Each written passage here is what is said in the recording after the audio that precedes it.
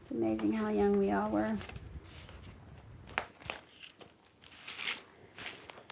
And yeah, those were some nice times when my little boy was young.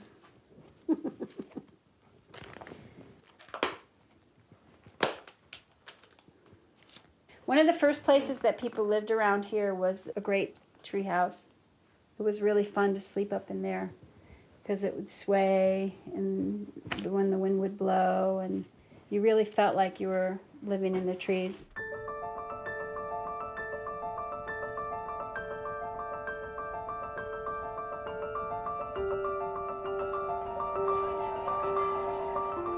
People were really looking for a place where they could be whoever they wanted to be.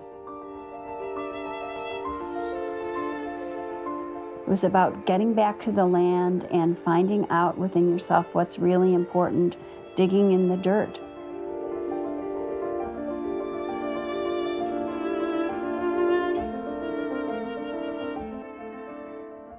The whole town stopped to watch this hippie girl walk through town in her what looked like her nightgown. To see somebody come to Garberville that wasn't cleaned up with their best clothes on was just shocking. There was a lot of hostility and a whole sense of, oh, we don't want these dirty hippies moving in here. And, you know, there was places that you just didn't go. Certain restaurants you wouldn't go in. People that have known each other for generations, not just a lifetime, but generations, were invaded by outsiders that came in and had different standards, and it can only be described as culture shock.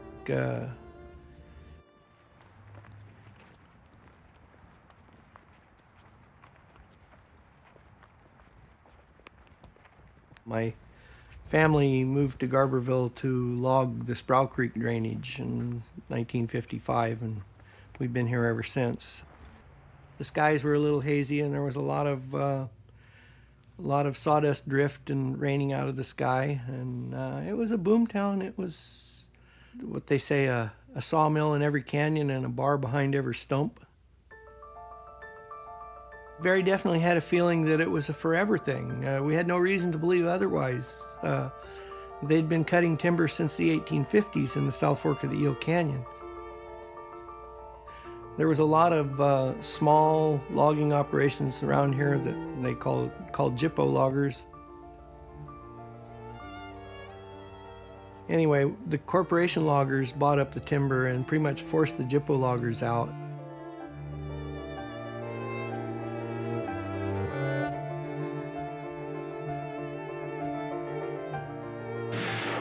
When the Back to the Landers were first coming here was the beginning of the downhill slide of logging. And we were choosing to live out in the woods, so it didn't affect us all that much, but unemployment was really high. So people were just growing their own food and trying to make the down payment on their land that they were buying.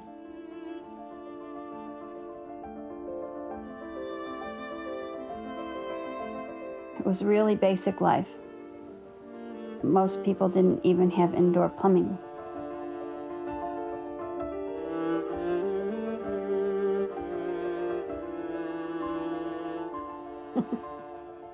It was raw and rural.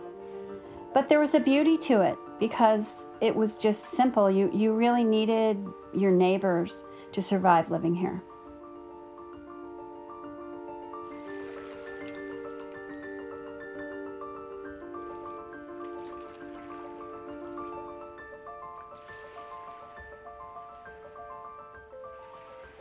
They were not welcome when they showed up here, to be honest. But they're kind of hard to drive off when they buy land.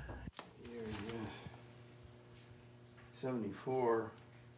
I sold land to welfare recipients for $25 down and $25 a month. This was also out in Scenic Creek. They were looking for, a place to homestead. And boy, some of them really didn't have much experience, but they had the nerve. There wasn't a lot of dope growing out here then. People, I think, didn't have any idea that it would even grow here, you know? That was a great discovery to find that out. Your friends would come up from San Francisco, you might share a joint with them, and they go, oh my God, this is good. Where'd you get that? Well, I just grew this. And pretty soon, the snowball started rolling down the hill.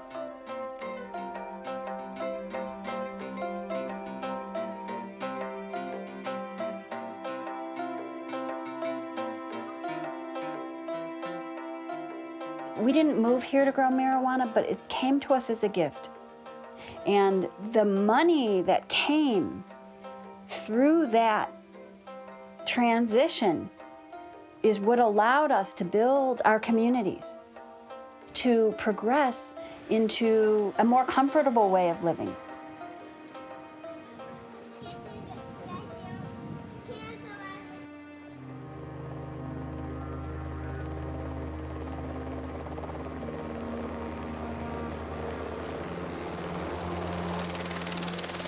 The 80s around here was just, every place you looked was a helicopter in the sky with a bag of marijuana flying by. We had helicopters and, soldiers with guns. It was traumatic. This is the other side of the gift of marijuana. It's a secret. Everything's a secret.